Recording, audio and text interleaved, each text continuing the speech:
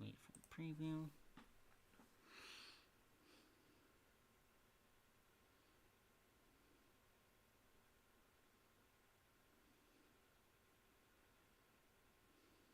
There we go.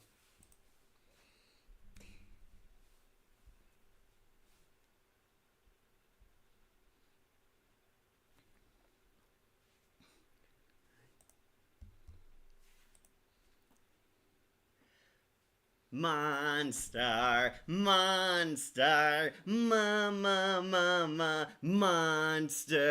live. Hey, Wolfpack, we are back. Don't worry, I'll spare you the entire theme song, Wolf. We're back ready to do another surprise tier list. Happy Hollow Stream. We're going to be ranking all the Monster Musume characters from the anime. Yeah, sorry, we don't have too many of the manga characters or manga exclusive characters, if you want the proper term. Kat and I have never read it. Yeah, we watched the TV show on Crunchyroll and other helpful Jack Sparrow websites showing us this great hit anime. I love Monster Musume, and this Halloween we decided to go for Sexy Halloween as we're ranking all the monster girls and the cast members from the anime show. I have my brother Wolf here. Yes, Wolf is finally here joining us on another tier. I was here like 2 streams ago. Yo, let's go. Happy Halloween. Happy Hollow Stream, V Scorpio. Glad you could make it. Yeah, we're gonna be ranking all the anime characters from Monster Musume. All the important ones, anyway. Right. No bit characters like the racist couple aren't on here. I know you wanted them up here. But yeah. I love Monster Musume. If you don't know, it's an anime. It's kind of like a sex comedy slash fantasy romance show. It is a classic harem anime, only instead all the girls are monsters. In this world, humanity and monsters live together and are living in harmony. Some monsters are being adopted by humans, like living in their household and adjusting and assimilating to our normal society. However, Kimihoto, the main character, somehow ends up with a ton of monster girls living at his house, and a lot of wacky antics ensue. Sorry, I almost lost my breath there. And we're gonna be ranking all of them. He actually has like 7 of these monster girls living with him. Well, because the first couple episodes, he gets like 2 of them. Then there's the Blood Moon episode, I remember. And then a couple later, he gets at least 4 more. 4 more. He ends with the 7. Yeah, Dollahan comes in very late. Yeah, her name's Lala. Same with Arachne. But yeah, gonna be talking about all the Monster Girls cast. Also looks like you're gonna do a re-ranking of Scream since the 7th movie's coming soon in February. Yeah, Scream 7's coming out. They brought Matthew Lillard back even though he died. Very desperate for those sequels. Anyway, see y'all next time. Bye, Shadow. Glad you could make it briefly. Yeah, Shadow's gonna be working this Halloween, apparently. Hey, Yara, you made it. Happy Halloween, Wolf. Yeah, Happy Yara's Halloween. back. Yeah, Yara likes our videos. I know. I remember. Yeah, Wolf released a Goosebumps gallery recently. Go check that out. I did it at 1 in the morning. Yeah, made it just in time. But we're here to talk about Monster Girls. We're talking about Monster Musume or Monmusu or Everyday Life with Monster Girls if you want the English title. Yep. We will be ranking all the cast members, even the main protag, the only guy on here, up here on this tier list from top best to bottom worst. So if this is your first tier list ever, we'll go over the rules. And I did give all these characters their own slots. Yeah, I see that. I thought it'd be fun, alright? I know. Want to have fun this Halloween? Okay, there's a couple missing here. But yeah, you did a good job with the puns, I think. I admit I only looked a bit into Monster Musume. It's a pretty good show, Yara, but... Yeah, it's an ecchi show, so if you're not big into fan service, or especially harems. not grotesque, what's the word? Gratuitous. Gratuitous nudity It's and gonna sex be jokes. it's gonna be a difficult watch. But it's so funny. I know, It's is fun. Laugh out loud. I know, that's why ecchi will always be popular. And this is Yeah. one of the few ecchis you've seen, right, Kat? One of the few, yeah. Does Dan Machi count as one? They sometimes lean there, but not often. I don't think I would safely put it in there, because they're not putting it in, like, every episode. And they do treat it with, like, grace. Right, I'm trying to get into more. Oh, God.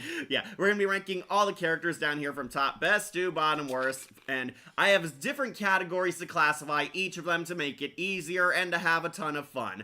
Up top, we have Stupendous. These are the S tier, the perfect characters, the 10 out of 10s, the one we all love. My favorite cat, or Wolf's favorite, I forgot I was cat. Yeah, my favorite, Wolf's favorite, the fans' favorite, definitely one of the all-stars of the show. Then underneath that we have Awesome Arachnid. These ones are good, not great. Have a lot of awesome moments, a lot of golden scenes, a lot of funny jokes. Definitely were a good character, but might not be our all-time favorite. Not up there in S tier, just good, but not perfect. Then right smack in the middle, we have Beta Beast. These ones are okay. They're average, they're fine, they're passable. Other people might love these characters more than us, but to us, they're alright. Yep. Just alright. Really a Beta Beast. Then underneath that, we have C-List Centaur. These ones are weak, they're whatever. They're alright. I think they're like kind of below average. Not one of my favorite characters. I might have a ton more criticism with them, but definitely C tier. And we actually don't have an F tier, but we do have on the low end of the totem pole. Dead Doulahan. Dead Doulahan? I thought it was Dollahan. No, I think it's a U. The English cast says Dollahan. It might be a thing where it can be spelled multiple ways because it's a German thing. Yeah. Anyways, these are the lame ones, the worst. Technically, there hasn't really been an awful character on the show or like an awful low moment, but I'd really say the weakest. They're the ones we don't talk about highly. Definitely a dead Dollahan. But yeah, we're going to be ranking all of them and talking about our thoughts on these characters, our favorite moments, what we like about them, if they're waifu material or not, or if we just find them pretty funny. Some of them are very well developed, honestly, for this show. There's a lot of heart mixed into this, and that's kind of why I liked it. Wolf, what are your thoughts on the anime as a whole? It was a different time for me. I know I greatly enjoyed the series, and I do think that this show was one of the big reasons we had an explosion of, like, Monster Girl, like, romance stuff everywhere. We're still in this era. Yeah, Monster Girls are great. Yeah. That's why Darkstalkers was so huge. Right. But yeah, I really like this anime. I still watch it, like, almost religiously once every year. It is funny, okay? And all the girls are very lovable, okay? I need to make time to rewatch it. I have one series that I keep going back to, and I love that one. Maybe I'll add this as well. But yeah, I really like it. I really enjoy it. It's pretty offensive to some people, but they're losers, okay? It's just dumb fun. It's a pretty enjoyable show, honestly, and there's a lot of great characters here, honestly. Really cool designs, obvious waifu potential, they were designed to be hot, and surprisingly some good character and heart. They have actually some nice touching moments and some character growth. A few of the girls are lacking in the character development department, but some of them actually do have some of the most touching scenes in this. There is genuine romance in this sex comedy show. Yeah, that's typical for harem anime. I've seen a couple, and there's always going to be a few characters that don't get as much development. Yeah, say what you will, but they actually have heart. They care about this, and that's what made the show so good. It's like why it's a lot better than some other crap we usually see when they do this type of story.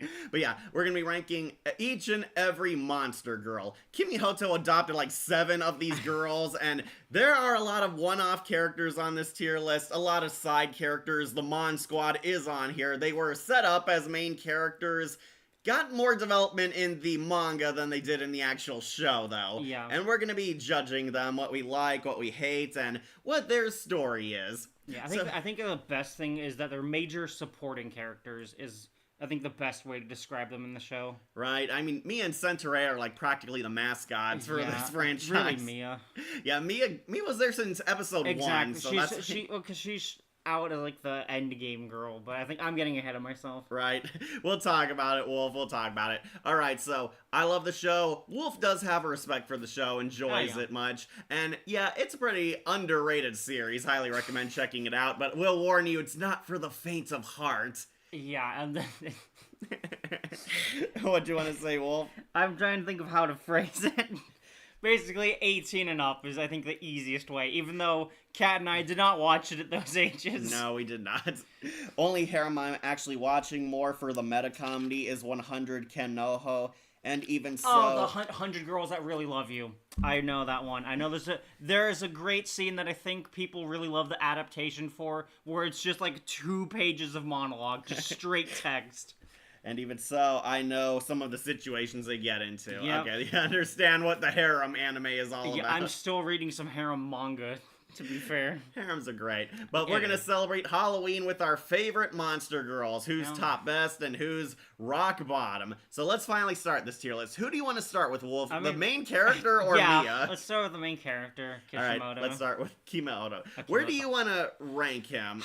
This is the only So, major male character in the anime. He's basically your stock harem protagonist. For a while, they even do the thing where, like, his eyes are covered. Because that's just what happens in harem. That's how they base their designs most of the time. Yeah, this guy's also pretty funny. I know, but he's, like, just the nice guy. He's, like always freaking out. Yeah. And he's good at a lot of stuff. He's always there to help the girls. He's doing everything he can to help them. Right, basically, women like kindness, and he's like the ultra nice guy. He's good at a lot of stuff, he's caring, he's nurturing, and gets into a lot of the crazy situations trying to help these girls. Right. But that makes him very likable. I know, and I do love his reaction the entire time to, I think it's episode 12, where he's being chased, technically. They're like trying to save him and retreat from Lala and accidentally hurting him along the way. Yeah, I do think that's the typical main character. Exactly. Yeah. I don't think there's anything bad about him is the thing. Well, I want to put him like on A tier because he is pretty likable. Oh, not S tier. All right. Yeah, he's just a good guy. The token guy coming out on A. Like him, could use a little more. Again, in the manga, he gets a lot more exploration. He actually does react like more emotional because he doesn't know which girl he wants to marry. And he's trying to get to know them more. He undergoes a lot more in the follow-up stories. In the first series, he's kind of your basic main character. He's a self-insert, but has some interesting stuff going for him. I did find it funny that he had a dark and troubled past where he used to be addicted to like role-playing. Nice. And he took over his school. He was like a Yakuza gangster. Oh, nice. He is like a phase he went through. Yeah, I'll put Kishimoto on awesome arachnid. He is pretty cool. All right, now let's start with the first girl, Mia the Lamia. Yeah. Oh boy, I kind of have mixed feelings about Mia.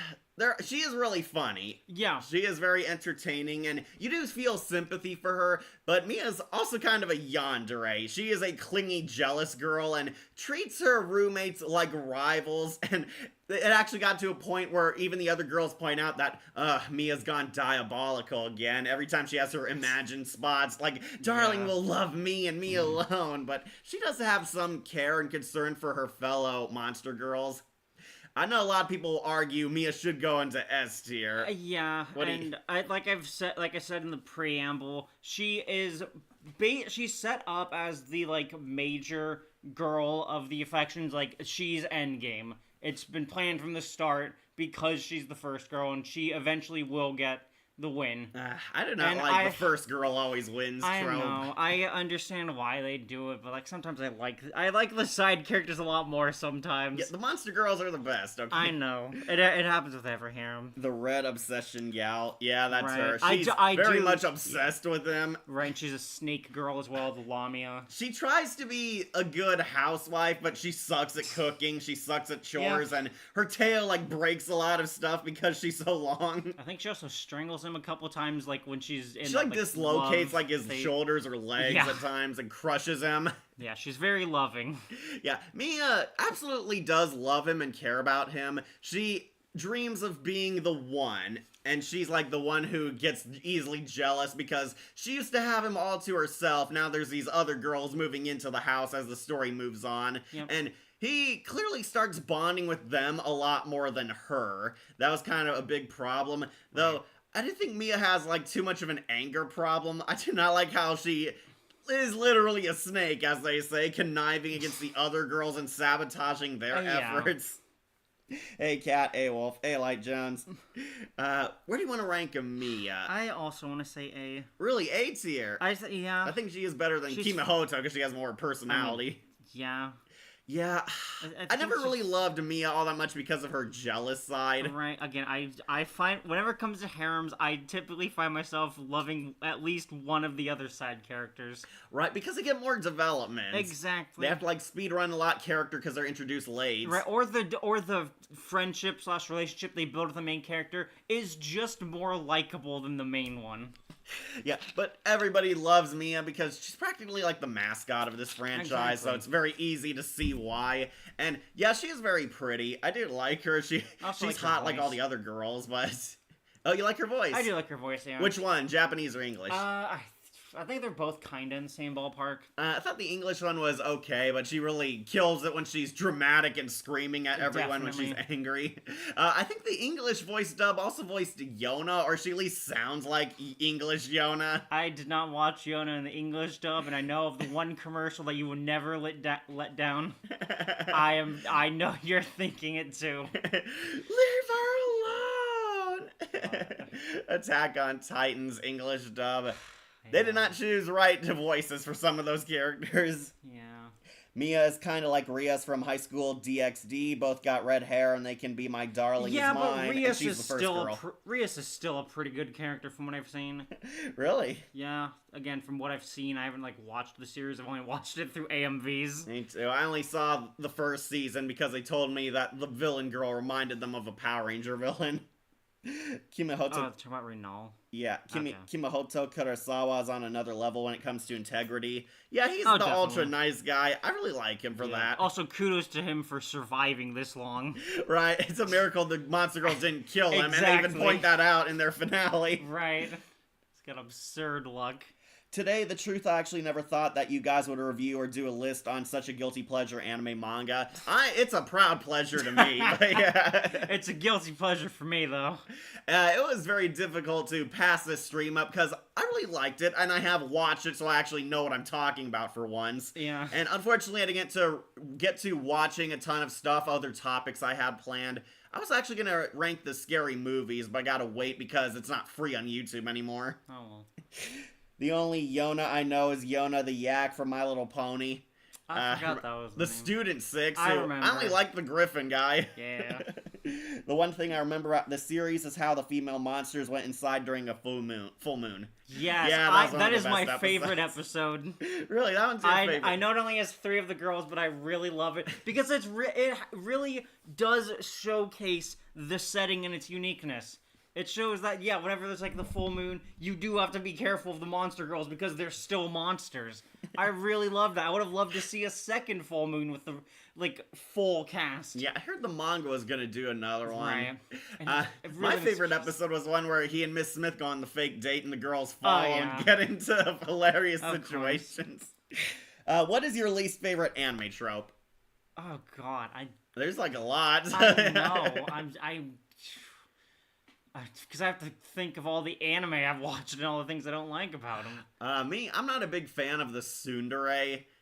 I know that's a blatant character type a lot of stuff uses, but... It's very popular, too. I don't know. I know it's supposed to be, about their character development, but why would anyone want to end up with someone who treats you like crap but secretly hides their feelings for you? Yeah, whenever it comes to those, especially there's one sort of harem manga I'm reading where the main character is a tsundere, and that is why I root against her, because she'll never take the initiative. I want her to suffer. Sounds like Marinette. That too. Mia becomes Solid Snake. Yeah, she disguised herself, and she was in a box at one point. Right. Rakanera was also on her communicator. Looks like age hasn't slowed you down one bit. My favorite character, honestly, is Rakanera. Yeah, I can see why. I really like her. Yeah, she also gets some decent character development, mostly in an OVA bonus episode, but we'll get to that. What would you say is the shittiest harem of all time? Oh, God, I have not seen enough harem for that, I think. I thought the one you reviewed where the guy, dates a bunch of girls and they end up killing him in the finale. He, School Days? Well, that one's notoriously bad as an anime, but I still love it. Because I love... Okay, so... That's a weird one because I love it and how far it goes to make him such an awful asshole. But, watching Up in that moment, it is very infuriating. And at some point, you just kind of have to let go and be like, all right, yeah, this guy definitely deserves what's coming to him. Are you talking about Luis from Familiar of Zero Wolf? I mean, that's just the tsundere archetype. Yeah, there's a lot of tsunderes, man. Really, if I had to describe the best one for me, it'd be Rin Tosaka from the Fate series. Okay, so to end me on a positive note, what's your favorite moment with Mia? Like, why is she... God, I do not remember all the moments with her, especially because she's like the main girl. She has a lot of those moments. Right. I do like the first episode a whole lot because... I mean, probably because it's the introduction, yeah, so it's Mia's all not trying to kick the other girls out, so yeah. I do like how Mia actually opens up, and I do like how she reveals that she is jealous of Marrow because Mia also believed in like a fairy tale romance and wanted to be the one that Darling hooked up with. She wanted to have her like princess moment right, too. Yeah, of course. But yeah, that's pretty much all women. So, yeah. No, you can't say that anymore. Deep down, they know it's true, but you can't say it. It's all women, including the lesbian women. Yeah, I do like that moment where she actually does show some vulnerability around the other girls instead of Kimahoto for once. Helps show their friendship. To me, it definitely has to be a series called Hybrid Heart, and I highly do not recommend ever checking it out, as it's something completely out of touch with reality. Incredible. Okay, so to wrap up, I think Mia's pretty awesome. Has some good moments. Not my all-time favorite character, but she is awesome. Alright, so should we go in order with the monster girls? The second girl is Pappy. I love Pappy. God. So before Mara, I actually really liked Pappy. And it's gonna be a weird thing to say, because Pappy is basically like a lolly in this episode. Okay, somebody does want us to go in order of the introductions for the main girls. Alright, so Pappy, I want to put her on S tier. Yeah. I love her.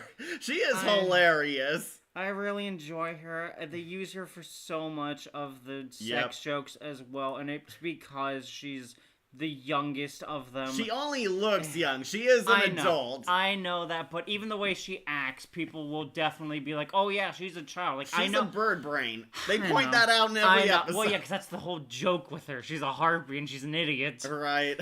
All right, this is Pappy the Harpy Girl, and she is stupendous. This is one of my favorite characters of the show. Pappy is the naive newbie. She's the token child of the group. She is actually an adult who only looks like a child.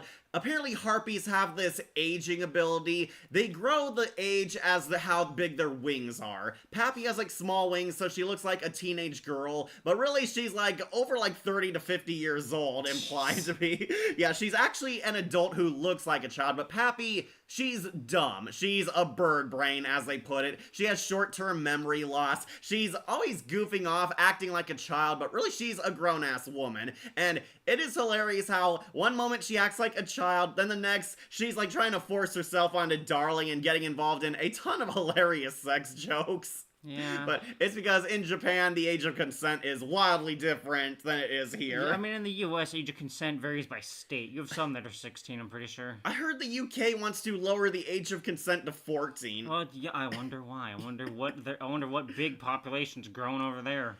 Yeah, they want to put the pedo on the LGBT. But I really like Pappy. I know. She's really adorable, and she is funny. And yeah, I do think she's pretty. Yeah. They do throw her into sex jokes, okay? I really love her, the Japanese voice as well. It's so fucking cute. I love the English voice. You know who voices Pappy in English, Wolf? Who? Wendy Marvel from Fairy Tail. Yes. That makes so much sense. Wendy's English dub voice actress plays Pappy, and I recognized her instantly when I was rewatching Fairy Tail and this side by side. Like, it's Wendy, the Wind Dragon. She plays Pappy, and hilariously seeing her doing that ice cream scene where she loses her ice cream and wants to suck on his, and it looks so wrong. Yep. And then also, I think it gets on her, so you have the white stains in her. Sticky. Yeah.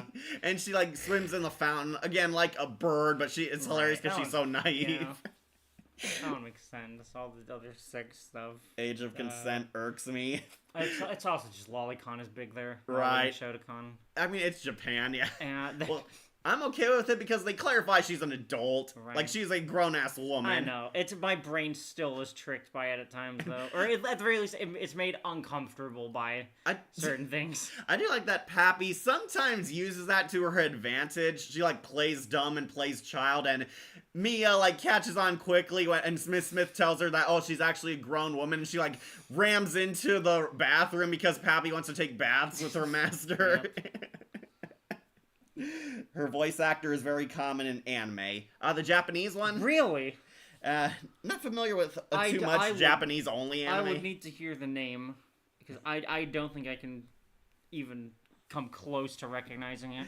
Yes, the blue bird brain. Yep, I love her. And then she's later paired off quite a lot with Sue.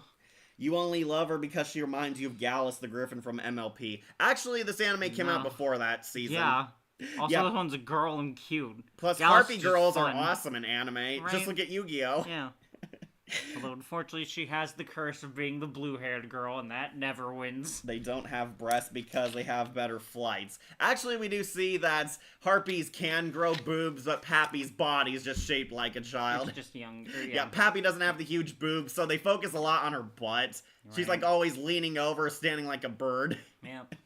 Or being positioned in very lewd ways. I'm amazed that Kimihoto wasn't cut by those talons. She has, like, bird feet at the end of her, and she's always grabbing him by the face with them. Right. Because she doesn't have, like, regular hands, either. She has wings. Oh, yeah, of course. I do like that Sue and her, like, combined to form, like, a body at, like, an anime expo. Yep.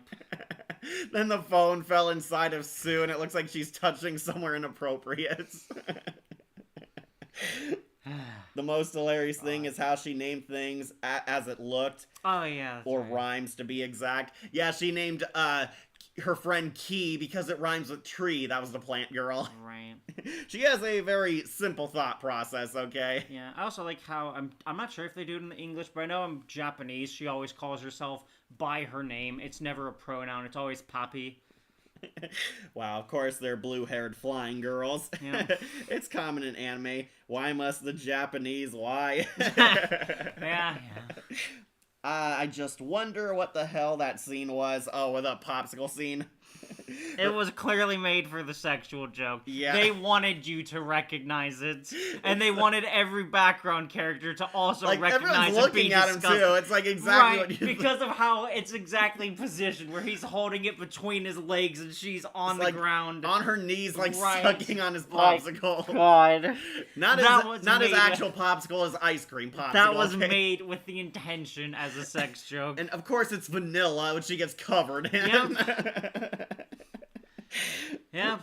Her English voice actor loves to play blue heads, I guess. Because Wendy also has blue hair. That's right. I was shocked that it was Wendy. It was very eerie seeing her on an ecchi anime. I guess because she has that really young-sounding voice. Definitely, the higher pitch. Serpent creature. Hey, Sabretooth, you missed us talk about Mia. She's on 8 here. Yep. So, Pappy is pretty much the comic relief. I know a lot of them have funny moments, but everything she says is usually a joke. She's the goofy one. She's a hyperactive child. She plays the Wii in the background at a few points. To Pappy's credit, she does have a good heart. She has compassion. She is kind of the caring one of the team. She likes being kind. She does the right thing. Always backs up Kimihoto, even though she's the dumb one. And always cares about others. Pappy does play with the children. The boys play with her for different reasons, though. Love playing those water gun games. Pappy, though, one criticism I do hear with Pappy, besides the age thing, is some people feel that Pappy doesn't actually have romantic interest in Kimihoto. Like that she doesn't care about marrying him, being his bride. Right, she just kind of enjoys the company. Yeah, she enjoys being around him. I do think she does have a crush on him. She does, think about that from time to time, but full-blown, marriage, happily ever after, and even having kids with him, that never comes up. Right. I believe it does in the manga. Pappy actually has her mom meet Kimihoto at one point, and we see that Pappy has a bit of a troubled home life. Her mom doesn't really like her all that much. It's a pretty intense scene for Pappy, honestly. She's, confronting her mom. The mom thinks Kimihoto's, not good enough for her child. Can't reproduce strong harpy babies. Yeah. Yeah, it's a pretty fun manga chapter, but I like this character. She's caring, compassionate, very friendly, and laugh out loud hilarious, like that she can't see well at night. She, accidentally saves Kimihoto by crashing into, a cop that's about to arrest him. Right. What's your favorite Pappy moment, then, besides the ice cream scene? Oh, besides that, well, let's just talk about the Sue moment, where it's also basically a sex joke. Because slimes are always used in hentai. A common thing she calls him is hubby. Okay, she does. Okay. It's not in the anime though, and that's unfortunately what we mostly watch. I remember Anime America also pointed this out, that Pappy doesn't seem interested in marrying him, and even on their date, she brings Sue along with them. Well, yeah, because she's like best friends with Sue. Yeah, but he doesn't like date them individually. It's like so weird. The girls like have a tag team date with him. Like, yeah, Mia and Mero go on the aquarium date. Sue and Pappy go with him to the park that actually has toxic waste under there. And Ragnaria kind of invites herself along on Centaurea's dates. Okay. And yeah, it was kind of how they cut corners, got to it faster, and basically had them kind of go on like a double tag team date with him. Yeah. Yeah, I see what they're trying to do to make it easier, but Pappy on her date feels like she doesn't really connect with him. Sue actually did. It's like Sue fights to protect them and saves them, and does open up. They reveal that Pappy has a crush on him because he's nice. Like, because Kimihoto is caring and compassionate, and really? In her first episode, he protected her, like the police officer comes by asking for her foreigner papers, and yeah, he pretends that he's actually her family. Right. And Pappy ends up adopted with him because he's the first person she actually remembers. Yep. Which is kind of cute and adorable. Kind of sad when you really think about it like that. Yeah, right. She has short-term memory. She's a bird brain. Yeah, I know. Oh, in the manga, it's actually straight up stated that harpies on mating season, they look for mates. Yeah, that makes sense. How does she go to the bathroom, like in the anime? I'd assume she goes pooping on cars, like a real bird. Yeah. Yeah, I'm sure, we do see she can touch stuff with her bird arms. She can hold a Wiimote. I think it's just difficult for some instances. Right, she has trouble getting dressed. It's why she wears the very loose top on her. Well, yeah, it's because she has to get it through her wings. Right. Remember Kimihoto tried putting a bathing suit on her. Right. And she had fit her wings. The suit was expanded. So of course it looked like a children's swimsuit. Yeah. I'm here now, was watching Point Crow's live stream. Hey, Shouty made it. We're wrapping up Poppy, the harpy. From the small glance I gave, I did like Sue. Yeah, Sue is awesome. Yeah, she was fine. I don't know, maybe I like slimes in general. They have a really cool design, so you can get really crazy with them. Exactly, and they're also good for sexual poses. From mascots to girls. Hey, a cat. Hey, Saga, glad you can make it. Okay, so, to wrap up, Pappy is hilarious. She's just one of the funniest characters ever. Adorable, attractive, and gets into, the most sexual situations compared to every other girl. It's usually either Pappy or Centaurea. And we all know why Centaurea is wrapped up in it. But yeah, Pappy is awesome, one of the best characters of the show, and she is going on stupendous. I hope you saw my Zordaween Artathon month posts. What's the name of the snake woman? That's Mia. She's down here on A tier. Yeah, Mia, the Lamia. I'm really glad that the artist actually had some continuity when it came to wardrobe malfunctions. Yeah, it did. Okay, so Pappy's gone on to S tier. Next is the third girl, and that is Centaurea, the centaur.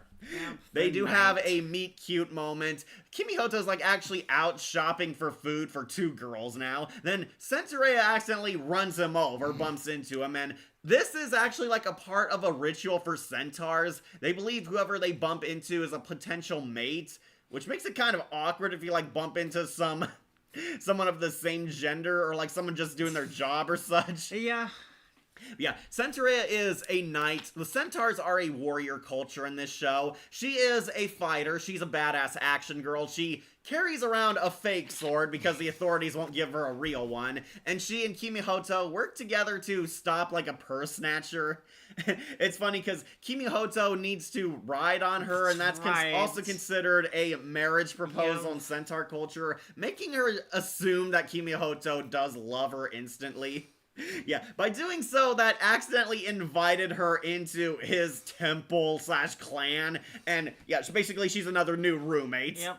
Okay, Centaurea is supposed to be the badass one, but she's also kind of a dork. She's sensitive, she's insecure, she wants to be the strong woman of the group. She tries to be the mother figure, more or less is kind of Kimihoto's right-hand woman, because she does a lot more with them, a lot more help around the house, and usually puts the girls in their places. Yeah, Centaurea is a centaur, and if you watch the anime, you notice her biggest feature. Pretty much she has like the most hilariously huge boobs ever. Yeah, and they do exaggerate that, and yes, use it for a ton of wacky comedy. Yep, and I know there was a question earlier about least favorite anime tropes, and I think that has to be it, the oversized breast. Me, I love it. There are some that just get... yeah, it's like hilariously colossal. Yes, and I hate it. Yeah, I would say like Rakanera definitely had the most reasonable size, Yeah. but Centaurea has like huge, they're like... Right. like, yeah, bigger than Fucking her face, man. Crush your head.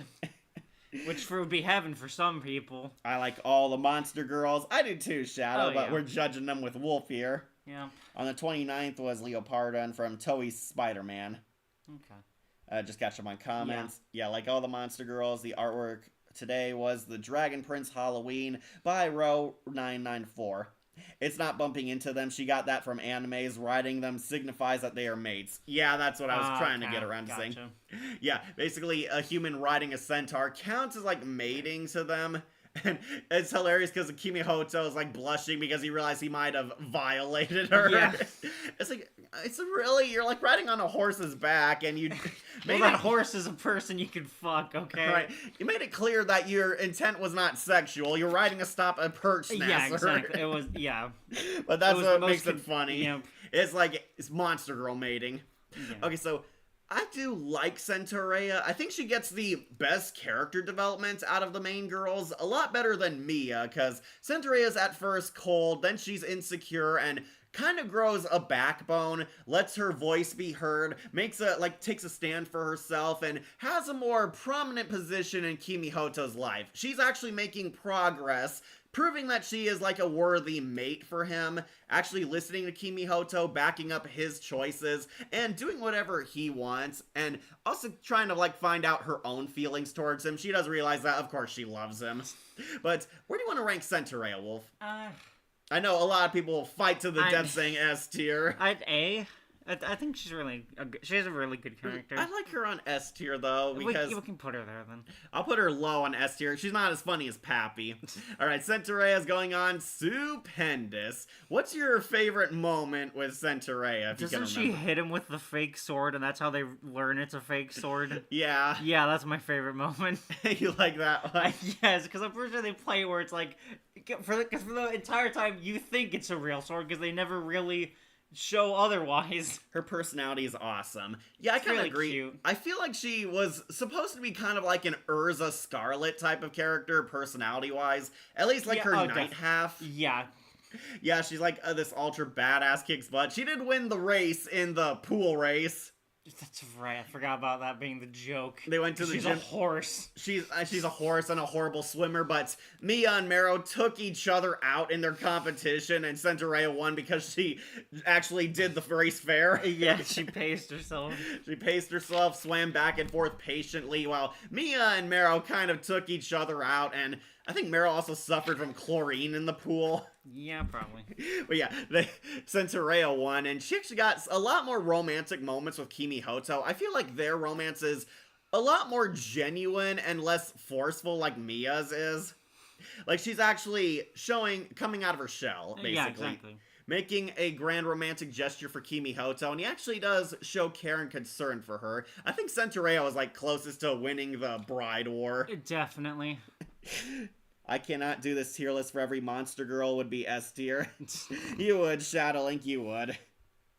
Sorry, catch up on comments. Okay. On the final day of the 31st was VR Skybase from VR Troopers. Okay, cool. The artwork... VR. The artwork was a 2-part comic called Halloween Special by Sammy0183. Oh, nice. Okay, cool. Yeah, Saga's been doing a Halloween art-a-thon. So I've heard. Yeah, I like Centaurea. A lot of my favorite moments is whenever she tries to act cool but ends up looking like a dork. It is very adorable and wholesome, and made me like the character a lot more. Centaurea was a lot more well-rounded than Mia personality-wise. Yeah. I do love when they were pretending to be, like, ice cream women, and Sue, like, had to make fake clothes for them, but Mia had to leave to go after Kimihoto and Miss Smith and accidentally rip Centaurea's outfit off. Yeah, she's gotta play the breast joke. It's funny. I know it is in the moment. I might rewatch the show. You should, Shadowlink. I binged watch it for Halloween. That's why we're doing this. Literally, the greatest line in that episode was that only happens in anime. This is real life. Get it? Okay, so Centaurea rides up to Stupendous. I like her. She's adorable, gets a lot of good character moments, and surprisingly the most heart out of all the romances. So we'll put her up on S tier, but Pappy is just funnier. Yeah. Alright, so next is the fourth girl. That is Sue. Yep. Sue did come fourth, and I also really like Sue. She is adorable. She is funny. I know. And she and Poppy make a good friend pair. Yeah, so Sue is the slime girl. She's actually a part of an unidentified species. They have not encountered a lot of slimes from the Monster Society. She made her way into this area and befriends Pappy. She nearly kills half the cast, but Pappy befriends her, and she takes the form of a sexy human woman, sometimes a child like Pappy, because Pappy is her best friend. I believe she's like trying to imitate her. Kimihoto gives her clothes, and it's like a raincoat and rain boots because they don't go through her. I love the animation they always use on Sue. They get really crazy with the artwork through her, and that's what also kind of made her fun. Sue is basically that character who gets new powers, new anime powers as the plot demands. Yeah, sometimes it's a huge ass pull or an out of nowhere sequence, but yeah, it made her cool. Sue can, like, transform into anything. She's sometimes physical, but also sometimes transparent. Hilariously, a lot of characters almost drown in her, and she needs a lot of water, and if she's ever super dehydrated, she, like, kind of rapes the other girls.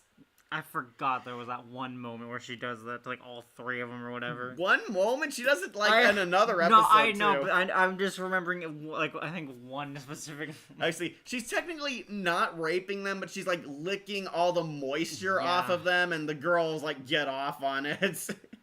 Yeah, it's kind of a funnier, okay, rape joke. But it's really funny, and I love Sue. Sue does evolve and show signs of a personality that she's growing. Sue gets smarter the more she adapts, like the more water she consumes, the bigger she grows. She does grow feelings for Kimihoto. That's what I kind of like about her more than Pappy, that we do see cares about him. Sue's greatest episode is the sick episode, where we find out Kimihoto is sick and the girls aren't allowed to interact with him, otherwise they'll risk a contamination. Right. And we find out how he got sick, because he went after Sue. Sue got lost, and Kimihoto went out in the rain to find her and saved her. Sue is the only monster girl who can make contact with him because she can't contact his germs. And she, like, all the girls, like, teach her bad lessons to try and help him, and she nearly makes him worse. Though, she finally, like, peers into Kimihoto's mind and realizes it was her fault, and she adapts herself into, like, a cure. She, like, turns into, like, a medicine for him and holds him close to her, and apparently he's, like, been drinking part of the moisture from her to get healthy. Yeah, and he does wake up, like, with his head on her breast, because of course he does, but it leads to a heartwarming moment where Sue actually finally expresses herself and shows intelligence, that she loves him. She wanted to repay him back for causing him to suffer in the first place. And Sue kind of grows as a character. She's still growing in the manga, showing a lot more personality. Basically kind of forging an identity to call her own. And to her credit, Sue is there in the finale episode too. They're like going around shopping when they have like no money left. And Sue is like his partner. They're like going out, working out bargains with people. They go to the forest. Where do you want to put Sue, Wolf? Slimes are squishy. Yeah, thank you, Shadow. God. Best moment. Yeah, she went Godzilla. She drank, like, the toxic waste and turned into Godzilla Kaiju Sue. Remember she fought the giant tree monster? I do not remember a lot of this show, apparently. You gotta rewatch it, Wolf. You should have, like me. Yeah. Yeah, she joined on Pappy's double date with Kimihoto. Right. They went to the park, and the park had rumored toxic waste dumped somewhere. When they're running from the tree monster, it knocks over Sue off a cliff, and she falls right into toxic waste, ends up drinking it all, and saves the day at the last second, turning into Godzilla Sue. She has, like, the Godzilla tail, and she shoots out fire. And don't worry, fans, she's also naked. Yeah, she's giant, and she helps defeat the monster by sucking out its nutrients. I do like that. Like, Kimihoto and Pappy land on her, and she's giant blob monster Sue. I might rewatch the show. You should. Literally, I read that one. I feel like you're gonna put her in S. I would. She's All stupendous. Right. The green sweetheart. Yeah, Sue grows so much. Yeah, I'll put her under Centaurea if you want. Yeah, put her where you... All right, I will put her... I do want to put her above Pappy because she actually grows fair. as a character. Yeah, Sue does grow, basically forges an identity to call her own, and I do like that she also couldn't join the Monster Girls when they're trying on bras because it wouldn't work on Sue, and if she has, like, her feelings hurt. I don't think Sue can wear one. Sue! She's, like, crying in the corner. In the next page, she's male Miawiska, OC Sammy. Oh, more Viz art. Okay. Like the Godzilla moment. What is so appealing about slime creatures? They can turn into anything. It's kind of like a shapeshifter's dream. And to be fair, Sue does turn into an attractive woman a lot in the story. I think it's also the same thing that scratches the tentacle brain in people. Right. She also has her tentacles. Around. Though they more so like act as like suckers. She like sucking things with them. Do you know what happens when you leave them in the sun or get them wet? Slimes are squishy. Yeah. There's only a very few scenes in the anime that I cannot understand. That one scene is one of them. Where Sue turned into a kaiju? I presume. Have you read the manga? No, we have not, Shadow. I read, like, snippets on Wikipedias and such, but that was really it. Wolf has not seen a single page of the manga. No, I didn't have any interest in reading it. Her name is Ki. Yeah, the tree monster. Because it rhymes with tree. Yeah. As Pappy said. Yep. I only know about that dog monster girl from this anime. Oh, you mean the Colt? Kobold, yeah. It's because of a Scooby-Doo meme video. Of course it is. Incredible. Scraggy. I don't like it. Sees the dog monster girl. I like it. Lucky for you, I'm a dog lover. Yeah, I love Sue. She is stupendous. She's cool. The animation goes insane with her. She's funny, and she actually does start evolving as the show goes on. Wish she got a lot more, but for now, we'll put her up onto S tier. She may be outclassed by some later ones, but she is stupendous. Alright, so next is Marrow. Yep, this one was your favorite. I believe this is her right here. Yeah, it's her wearing her outfit. She's really pretty, God. You liked Marrow. I know. She's just a mermaid, and she's just sweet, and has the tragic love stuff in her brain. She's Ariel. She's just really cute. Okay, so, might upset a lot of people, including Wolf, but Marrow was my least favorite because of the there's just not a lot to her, and she comes late, right? Yeah, she comes, like, in the middle of the anime. Kimihoto actually saves her. Her, like, wheelchair is going down too fast down like a slope, and he actually saves her, tries to escort her. He finds out that she's actually a member of his family. She's the new adoptee they're getting. They thought it was Sue because they build like a pool room for them, but it's really for Marrow. Marrow's a mermaid. She wears like this beautiful like black gothic dress, and she rides in a wheelchair because she's a mermaid. She has like a tail. She has a tail, yeah. She can't walk. Yeah, she can't walk. She has like special slime-made clothing. She instantly has a crush on Kimihoto, because of course she does. Marrow wants a tragic romance a la The Little Mermaid. She wants to fall in love, lose that love, and die, being like the perfect tragic romance, and they call her Tragedy Addict all the time as her one insult. But Marrow's defining personality trait is that she's like insanely nice. She's kind, she's friendly, she brings out like positive energy in people, and she's like the mascot of an aquarium. Yeah. Like they went to SeaWorld, and it turns out Marrow's like a recurring guest star at the park. She does like tricks with Shamu and the dolphins. It seems like Marrow also is one of the few girls that gets closer to Kimihoto, so much that makes Mia jealous. Marrow is pretty much Mia's greatest rival. Where do you want to stick Marrow on this tier list? I think she's fine. She does have some funny moments. I know, like when she tries to drown him. Yeah, I did not like that one. I love that one so much. Where she tries to mate with him, then drown him so she can carry on his seed. Yeah. Does the reproduction still work that way? I think it was just that he needed to do it on the eggs. Right, and she tries to kill him when they're trying to save his I life. know. That's what makes it funnier. I didn't like that moment. It's like the first moment Meryl goes dark on us. That's fair. Okay, so I will listen to you, Wolf. Where do you want to stick her? I want to say A. Really, I think she's fine as a character, yeah. Me too. I don't really hate her, but I found her boring next to everyone else, because everyone has, like, the larger-than-life personas. And again, it doesn't help that she comes really late. Kind of in the middle. I think Rhaenyra comes a lot later. Lala especially comes super late. Yeah, she's in, like, the final two. Alright, we'll stick... I believe this is Meryl. Low A? Low A, yeah. Okay. Yeah, I like Meryl. What's your favorite moment with her? Again, where she tries to drown him. I love that she's like this super duper famed guest star at the aquarium. Like, it comes out of nowhere. She's like, oh, I'm sorry, I'll back off on Mia and Kimi Hoto's date. And then she like steals the show at like an aquarium. Yeah. Like, she's like the star of the show. And Kimi Hoto ends up falling a lot for her because Meryl is like insanely nice. She's basically Ariel, kind of a Disney princess type of personality. The pink Ariel. Yeah, the Little Mermaid original story was dark. So, believe it or not, Wolf, in the manga, Meryl actually grows out of this. Meryl finds out that the Little Mermaid died trying to get a happy ending with her man. She wanted to live happily ever after, be his wife till the day they died, and actually, form a successful romance. Yeah. And Meryl realizes that she does want that too, and she kind of lets go of the tragedy side to her. She doesn't no longer want to die losing him to someone else and having a one-and-done romance where she basically dies at the end. Yeah. Yeah, she actually grows out of that and does want to live happily ever after, succeeding where the Little Mermaid, the real one, failed. Yeah. Nowhere Sue and the girls were at the park. They were. Lucky for you, I'm a fish lover. Mm-hmm. I might start reading Monster Musume since Record of Ragnarok hasn't released the next chapter yet. Yeah. They're behind, aren't they?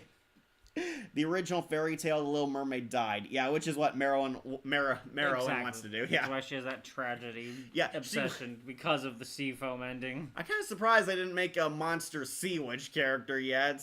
I think the manga did have one, but it's not really appeared in the anime.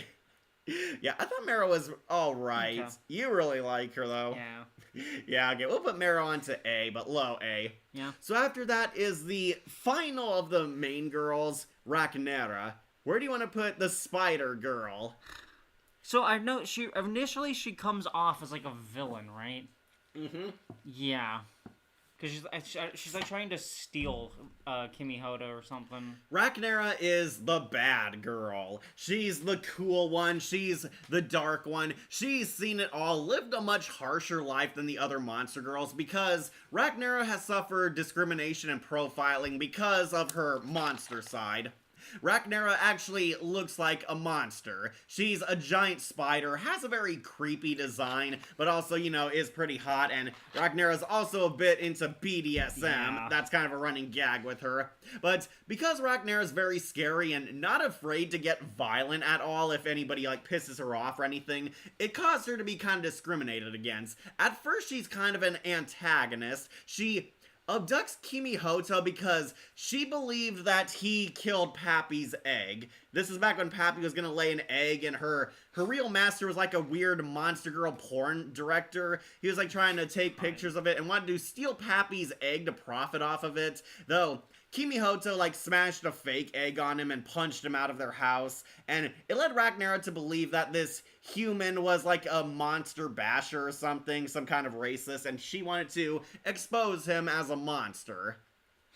Only to end up abducting him, realize that he's actually a nice guy and completely innocent. A lot of funny, sexy humor in here. Yeah. And Kimi Hoto reveals that he has a leg fetish.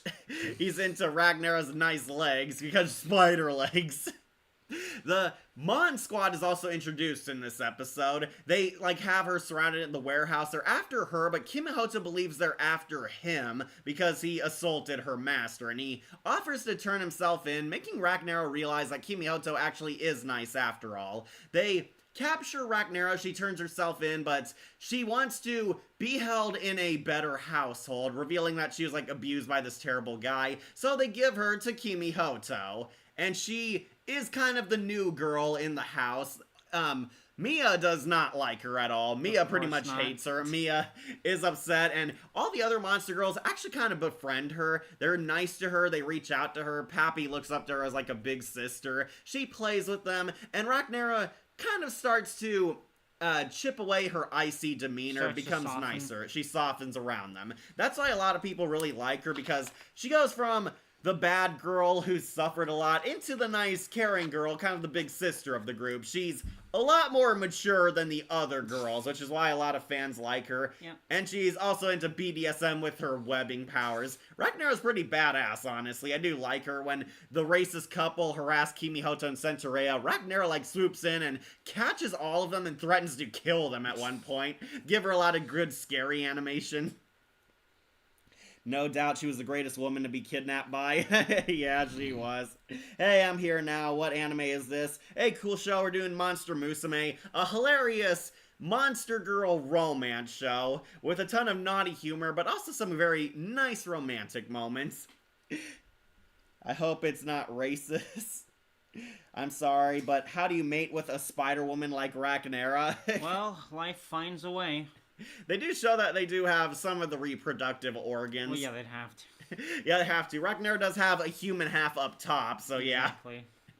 And we do see Mia and Centaurea both have, or no, sorry, Mia and Mero both have, like, normal butts, like, at the end of their tails. To tell you the truth, it was actually Centaurea who actually gets the most done with Kimi Hoto. I agree. That's kind of why she won a lot of points. Yeah, Mero is a lot more helpful, but Centaurea can physically do a lot more. Exactly. The black Dami mommy. You talking about Rhaenyra? She's a Dami. Yeah, how do you mate with Rhaenyra? Life finds a way. I believe they do have the reproductive organs, because they do mention that dating monster girls and making children with them is very possible in this universe. Doppel is my favorite of the Mon Squad. We'll get to them right after we're done with the main girls. It's a monster girls harem anime. Exactly. Exactly, very accurate in real life sense, because the way that spiders are made is actually from the front. Yeah, but some spiders also kill their mates. Or their mothers. Okay, so Rhaenyra is also kind of introduced very late. She gets a lot of focus, though, in her episode. A lot more than Mero did, because she's kind of coming out of her shell, softening up and befriending everyone. She saves Centaurea. It is made very clear she does have feelings for Kimi Hoto. She's kind of the bad girl, too cool for school, doesn't wear her emotions on her sleeves like the other girls. I do love when all the girls are, like, arguing over who should take care of him when he's sick. She wraps them all up in her web, like KOs them all, telling the girls that they need to chill out, they're not helping. Right. Yeah, she does have a better head on her shoulders than the other girls do. Though, we finally get an actual spotlight episode of her in the OVA, where her former family comes and they want to take Rhaenyra back, and Rhaenyra considers moving back in with them, believing that she's a burden to the monster girls. And we see her master is also on here. Ren is down here on the tier list. She goes and she reveals that she wants to get Rhaenyra back, that she has forgiven her for a mistake. Rhaenyra accidentally clawed her in a freak accident. Like, she was, like, climbing up into the attic, making her room. The little girl came in and she asked if she could be of any assistance, surprising Rhaenyra, and the ladder broke off and she accidentally, like, clawed her face. She accidentally, like, cut her in the face, and her parents believe that she struck their kid. Yeah. And that's why they sold her off immediately to the douchey porn director guy. They wanted to get rid of her because they thought she was a threat. Rhaenyra believes that she's now, like, a burden on Kimi Hoto and the family, and is actually willing to move back. But Kimi Hoto comes in and reveals that Rhaenyra is a person who deserves a loving home. And I kind of like this, because Rhaenyra does have feelings for him, and is surprised that he would still defend her and want her in his life after all this time. How do you feel about her, Wolf? I think she's fine. Hey, Cat and Wolf. Hey, Monica. I really like her because she also gets a lot of good character development. I know. And she also helps show the awful parts of this world. Yeah, we see actually really serious moments through her. like, the monster girls do face discrimination, are treated as, like, kind of threats, actual monsters. Right, and she's the perfect one for that. Right. I think she fit onto S tier. Yeah, I could see that. Alright, let's put Spider Lady up on Stupendous. What's your favorite moment with her? Ooh, that is hard. I do like a lot of their BDSM moments. Those are funny. But I would definitely say her kidnapping of Kimi Hoto, because a lot of funny jokes happen here. And Ragnar actually does look really cool in these shadowy shots. They actually kind of give her an intimidating design. Yeah. But she's also, like, pretty hot. Like, she's holding him against her. Yep. She makes a crack that he grew an extra appendage, too. So the placement of her uterus is actually very accurate. It really is, Light Jones. Yeah, mating with them would be really hard. Hey, everyone. A full-time anime man. I didn't think you'd do otaku anime hair, I'm not gonna lie. Well, it's Halloween, and this is a perfect one. Yeah, to wrap up, Ragnara is stupendous. One of the best monster girls in the cast, and I really wish we got a lot more with her, but we'll put her low onto S tier. So we got one more girl in Kimi Hoto's family, and that's Lala, the Dullahan. Yeah. Or however you pronounce it. Dullahan. Okay, so Lala is introduced even later in the anime. She is a twist villain, and I use villain very loosely. Basically, there's a story arc where Kimi Hoto is receiving death threats and letters telling him that he will die, and we're led to believe that there's some kind of antagonist in the shadows plotting against him and the monster girls. He goes on like several dates to lure the killer out, find out who it is, there's a big murder mystery plot going on, and we find out eventually it's Lala, a Dullahan. She's basically kind of a Grim Reaper-esque monster, kind of like Jeddah Doma in a way. Headless horseman, basically. Yeah, she loses her head often. She's actually introduced as a headless corpse, like who comes after Kimi Hoto. She has a running gag where she loses her head. Her head always gets knocked off of her or gets into wacky shenanigans, and actually, like, lost from time to time, completely separated. Kimi Hoto finds her headless corpse wandering around and decides to help her. And we find out, like, she was lost in, like, the park. Her head is, like, in the forest looking like Mrs. Voorhees' shrine. Like, Kimi Hoto saves her, and funny stuff, like, Ragnara plays BDSM on her on her corpse. And she feels it. She can still feel everything happening to her body. Even though they're detached, it's still linked. Leading to some funny gags where Ragnara plays with her body, then Sue rapes her body. And she's, like, screaming and makes Kimi Hoto look like a murderer at one point. Thank goodness for Pappy. But they get her head back to her body, and she reveals she's after Kimi Hoto because Kimi Hoto is destined to die. She's been watching the main character and his girls, seeing that he has narrowly dodged death his entire life, telling him that his time has come because there is no possible way a mortal man can suffer all this damage and still be alive. But she goes after Kimi Hoto. The girls try to save him, hilariously almost killing him in the process. It is a funny episode and full of a lot of Final Destination references. I believe they also show the airplane, Flight 180 going off. They accidentally kill the racist couple and Centaurea runs them over. It's hilarious, but we find out in a twist, Lala is not the Grim Reaper. She's a crazy girl. She's like, suffers this weird, like, syndrome that makes her believe she's like a fictional character or something. Oh, Chunibyo syndrome. Yeah. Middle school syndrome. Yes, okay. Yeah, this is what we find out. Kimi Hoto also suffered from this, and that's when he was like a Yakuza guy in middle school. Right. Yeah, she suffers that syndrome, basically. Yeah, she's Chuny. She thinks she's the Grim Reaper, the living embodiment of death, but she's not. She's a regular monster girl. She can get hurt and suffers physical limitations like all of us. And Agent Smith threatens her, says that she can't keep running away and living out this crazy fantasy. So through a lot of really BS and force means, she ends up living with Kimi Hoto. Of course. She claims she's keeping an eye on him, but won't threaten to kill him anymore. And Miss Smith is totally okay with that. So unfortunately, Lala only gets to do stuff in the last tail end of the anime. I will say she's a lot funnier in the OVAs. She gains like a lot of funny lines. She's kind of the cynical goth girl of the group. She's always talking about death and how I'm so dark and mysterious, acting kind of like she's this outrageous character. Yeah, she's just a dork. She is a complete dork. I do love her in the OVAs. They give her a lot more funny moments, like her head accidentally gets stuck in the washing machine, or when they need to open up mail and Centurea needs something to open with, she brings like a scythe, like threatens to cut her. And Kimihoto buys them all coffee, and you get dark black. It's as pitch as my soul. I thought she was a lot funnier in there. Incredible. It's so cheesy, but yeah, she's trying to be cool, but she's not. Yeah. What do you think of Lala, Wolf? I know she comes very late. I don't have a whole lot of feelings for her.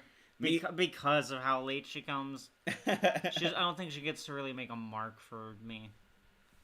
All that's missing is you doing a love of Deep Space tier list. Oh, not loving Deep Space. You loving Deep Space? Don't like it? It's a Otome game. It's for women. But Femwolf, hello. It's for all the hot men, basically. I think that was also the game that at one point advertised the period tracker.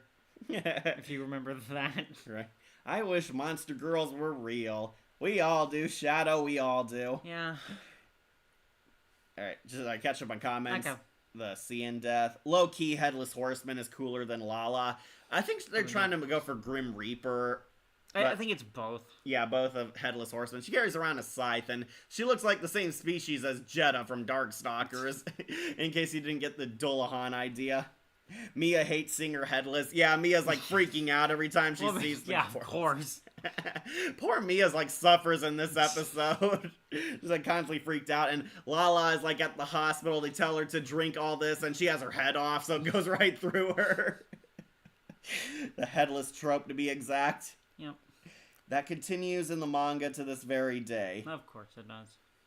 Actually really like how it's a two-parter episode as well. Yeah, the mysterious over who did it. Yep. Though, kind of a cop-out that she was not really death. Right. She was like just a crazy girl. Yeah, she's just a chuny. I have 2 volumes of the Monster Girl Encyclopedia. Oh, awesome. Cool, Shadow. She does not get the most respect in the manga either, and it's saddening, though it is enjoyable, though. Please, at least it seems like the writer cares for her and she cares for Kimihoto.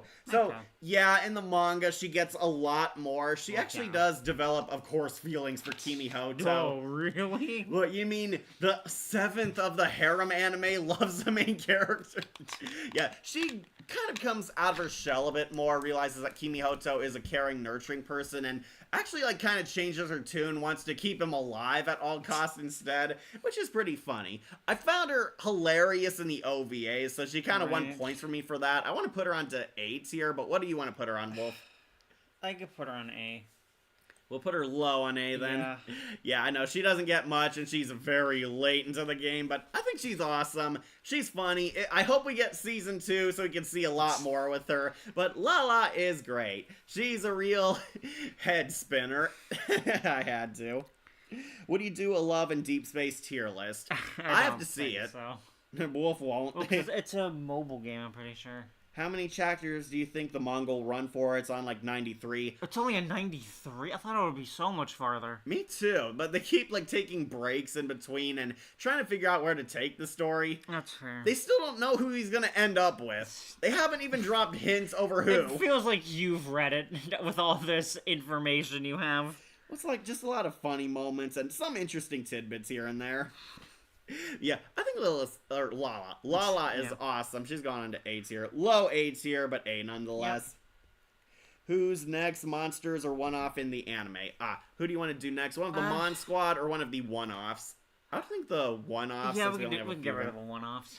Okay, let's finally get a bad character out of the way. Let's do Drago, King of the Dragons. Do you remember this character? When I saw another male, I was in disbelief. Okay, this character actually isn't a male. Of course not. It's a psycho lesbian monster girl who wants to mate with Mia. Incredible. Yeah, she dresses like a guy because nobody took her seriously as a woman. Okay. She's like dressing as a dragon and wants to be Dragon King because queens are for sissies. She is like low-key fawning over and stalking Mia. She's in love with Mia and at one point abducts her and tries to rape her. Oh, jeez. Yeah, Mia is like duped into like going out with this guy. They're like on like a rowboat together and she is pretty much envious of Kimihoto because he doesn't deserve her. He's nothing but a feeble man. Yeah, she's that kind of character. She's kind of a psycho weird. If anything, it sounds like she's a Mia, but for Mia. Right, she like dresses in like this trench coat. She is like a dragon lady, but she like looks like a guy, tries to pose as a guy, and wants to make Mia her queen. She wants like Mia to be her queen because she's a lizard person, a reptile person like her. That's fair. And at one point, like, it goes kind of dark. She actually tries to force herself and rape Mia. Yeah. Like, she, like, rips off her shirt, but Kimihoto, like, saves the day. He crashes a swan boat into them. And Meryl helped, too. Good. They beat her up, and this is, like, the one part I hate, is, like, they write off her rape attempt and assault as a joke because the rapist was a woman. Yeah, it was a different time. She's like pathetically like flailing in the water, and Kimihoto actually shows pity for him, tries to help him up, and accidentally like opens his coat, revealing it's a girl under there. Yeah, it's actually a full-blown girl dressing as a guy, and she says that she just wanted somebody to love her, and it's like written off as like a joke because that's what it sounds like. The rape is like so pathetic. Thankfully, the anime did kind of fix this. In the original finale episode, she tries to go after Kimihoto again, then gets beat up and raped by Sue. I was kind of glad they added this because, yeah, she deserved a punishment. Oh, yeah, definitely. This might be our first dead Dollahan. I did not like that kind of idea.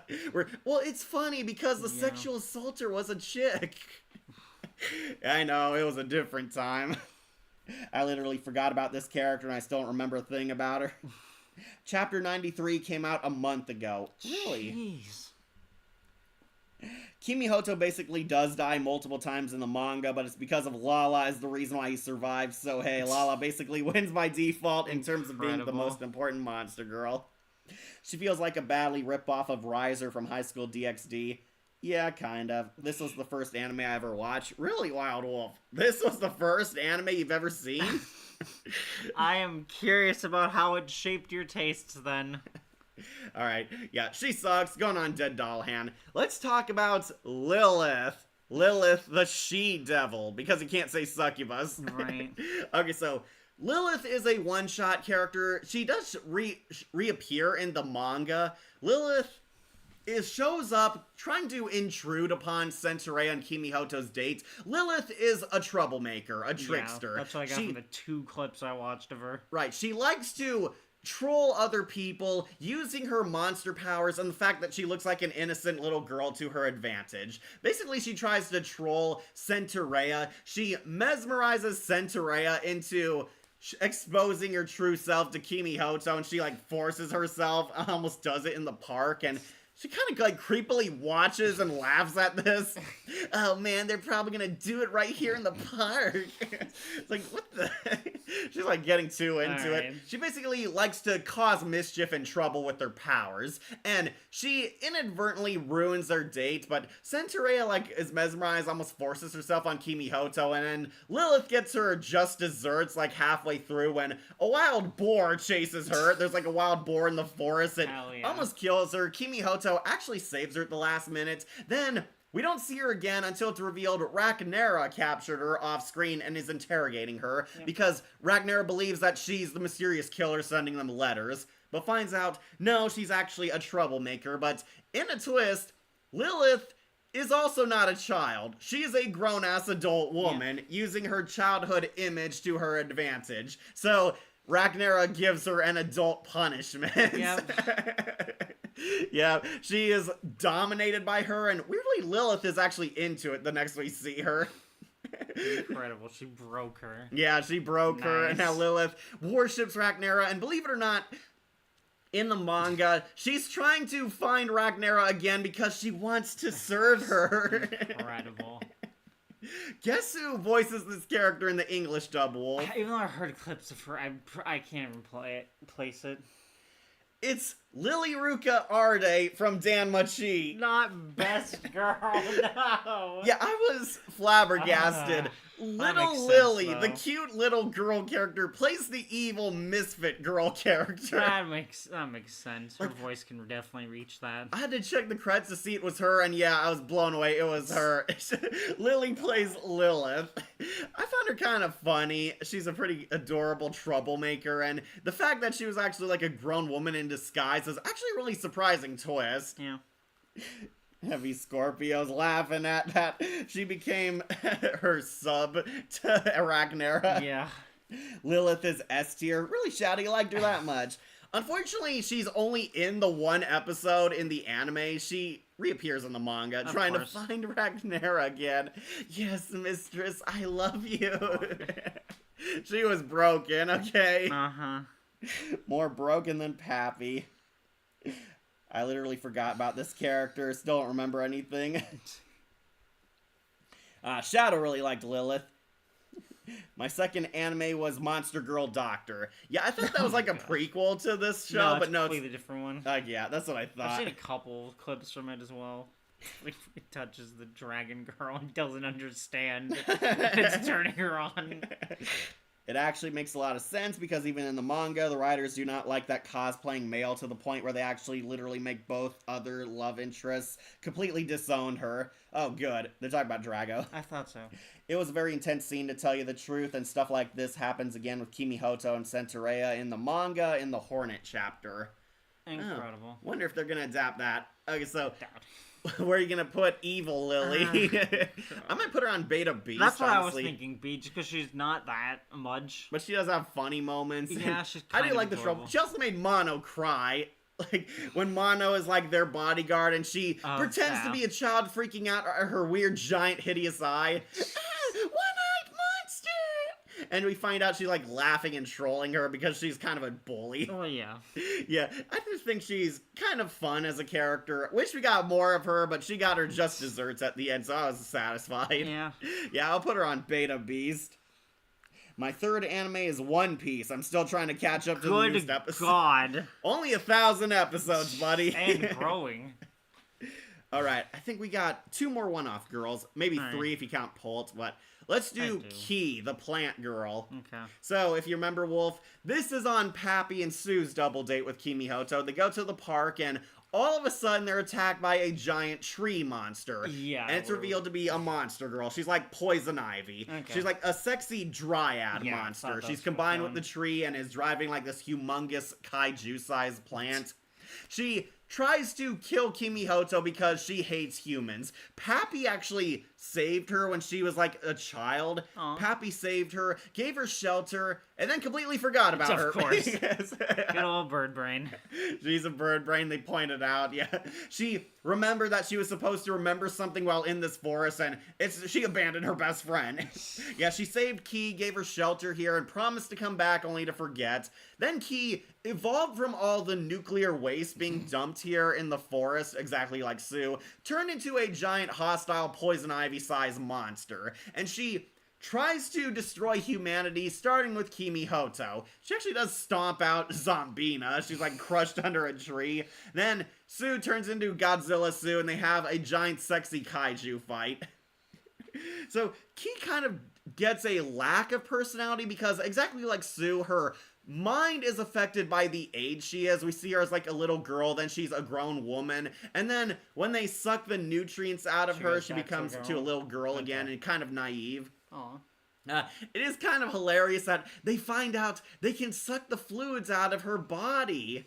And yes, it goes exactly the way you think, Wolf. Like, Pappy, like, sucks it out of her breast. Like, hey, master, can you finish this for me? What? God. Yeah, so Kimi Hoto and Sue work together to suck it out. They restrain Pappy in like a suggestive pose with her branches, because of course they do. I like that Zombina finally like gets out of the hole and sees what the hell is going on, and then the giant tree falls back and crushes her again. Yeah, they free Key from her evil fluids infecting her. Then she's back to a child. We find out, like, that she was not the one who sent the threatening letter either because she can't write. She has, like, no writing skills or reading skills. And they decide to seal off the forest and turn it into a sanctuary for her. Ki makes, like, one more cameo in the original finale, offering them, like, plants and crops when Kimihoto can't afford food. Aw. Yeah, because Pappy and Sue helped her back then. Right. She gives them plants, and Sue, like, tests the mushrooms, finding out which are poisonous and which are good to go. Nice. Yeah, she gives them free plants, so yeah, she's actually pretty nice. Okay. Where do you want to rank her? I feel like another B, just because it's one-off. Liked her a lot more than Lilith. Love her design, too. I like the leaves for hair. Yeah, it looks very pretty. Looks very pretty. She looks like a fantasy character. Well, that's Yeah, I know what a dryad is. Okay, from a legit yeah, fantasy story. Yeah. It's poison ivy, but not evil. Yeah, exactly. I've seen 52 episodes of One Piece. Only took me like 1 year to watch that much. 50, bro, you gotta pick up the pace. Alright. You gotta be doing 52 a month. Alright, we'll put Ki on the Beta Beast. She was alright. Yeah. Wish we got to see more of her. But next, let's do the last monster girl, Polt. The last one off. Where do you want to put physical Polt? trainer? This is Polt, the dog girl. She's actually the owner of a Monster Girl gymnasium we see in the OVA. Yeah, so she's a kobold. So Polt makes cameos throughout the original series. We see her like always jogging, passing by scenes the anime is happening in. Like working out in the park, like drying off like the sweat from her, always drinking water, acting like a dog and such. She actually gets a plot-relevant role in the OVA, where the Monster Girls need to start exercising and living healthy. Right, they go to her gym. Yeah, they go to her gym, and she gets a lot of involvement here. Finally gets some lines. She licks Mono's eye. Yeah, that was great. She had a hair in her eye. I know. And she I know, just I gotta stand get still. the sex I'll joke. get it. Can I get the sex joke in? Well, Zombina and Tione are looking in complete aghast. Of course. Complete disbelief. It looks lewd. Oh, you poor boy. You still got a really long way to go. Yep, you do. How come there are no cat girls? I thought Polt was a cat girl at first, but no, she's a dog girl. Justice for Wolf. Yeah, cat girls are everywhere, alright? We gotta Yeah. have some other monsters in there. Yeah. So, I like her because she's kind of funny, hyper, peppy, Exactly. you know, like a dog. She's just very fun. She's like shaking all their hands real fast, and Lala gets her head shook multiple times. She's very positive, upbeat, and helps them. She judges the pool race Mero and Mia and Centaurea are all doing. Right. Like, she's like totally into doing Olympic-style commentary. And she does have like a lot of exercising moments. Everybody remembers her getting that hair out of Mono's eye. Yeah, it looks exactly how you think. Yeah, and I'm pretty sure she's the character that in the manga is married to a fan, basically. Yeah, Polt marries someone in real life. Yeah, and the guy even has it as like his Twitter handle. Well, she is pretty adorable. Oh yeah, honestly. I know, and I do love that the mangaka went out of the way to do that. It's really nice. Agree, Shadow. Where are the cat girls? There's like 1,000 cat girls in anime, so I guess this wanted to kind of break that trend, show other sexy animal girls. Yeah. We have other monster girls when you can have a cat girl. Yeah, I love me some Felicia and Miliana. Where do you want to put Polt then, Wolf? Once again, I think A. Okay, really A. I think she's just very enjoyable. Right. Even though, yes, I know. I'll put her above Lala. Even though I said the other two are also one note, I just really like her. Yeah, she's really spunky, has a lot of energy, and actually did get a whole episode to herself, so she got a lot more than Ki and Lilith did. They kind of had to share an episode. Yeah. Yeah, we'll put the dog girl onto A because she is awesome. Yeah. Alright, last real one-off character. This is Ren. This is Ragnare's former owner, yeah. She shows up in the second OVA, revealing that she wants to re-adopt Ragnara back into her family. She forgives her for the accident and wants to prove herself that she can help Ragnara, can help fix her, and gets to do a lot of sexy shenanigans here at Kimihoto's house. Of course. Kimihoto is not actually home when she shows up, forcing her to stay with the monster girls. That poor girl. Yeah. She shows up here, reveals that she wants to adopt Ragnara back. She actually sent like a formal letter at first, finally shows up as like a representative and wants to make amends with Ragnara, but she believes the monster girls are putting her through like a secret test of character. making her try to endure whatever test to show that she is a capable companion to Rhaenyra. Why do I feel like I remember that line? Yeah, so the monster girls kind of submit her to a lot of their wacky antics, like Pappy being a dumb bird brain who doesn't remember her, Marrow giving her, like, fresh clothes, and she comments that they're silly, and Sue also forcing herself on her when she gets wet. God. I do love that she throws, like, the wet clothes off of her, allowing Sue to make it easier, but she throws them onto Mia, and then Sue jumps Mia. Yeah, that sounds funny. It is a really funny episode. So, she's kind of like this crazy kind of hyperactive girl, very much into her beliefs, trying to prove herself, prove her worth, pretending that she's like this ultimate anime hero or something. She wants to do the right thing and make amends with Rhaenyra. I will endure any test, no matter how difficult. And yeah, the monster girls are actually kind of like asking her basic questions or just interacting with her, and she believes this has to be some sort of test to prove her worth. God, she's overthinking things. Yeah, she is, and eventually, Kimihoto finally comes home. She tells him everything, that she's ready to take Rhaenyra back, but Kimihoto actually rejects her, and it leads to a really heartwarming scene, because he tells her up front that he doesn't trust her with Rhaenyra because she sees Rhaenyra as a project, not a person. You see her as something that you need to fix, something you need to change, and you're doing this for selfish reasons, to make yourself feel better and not make her feel better.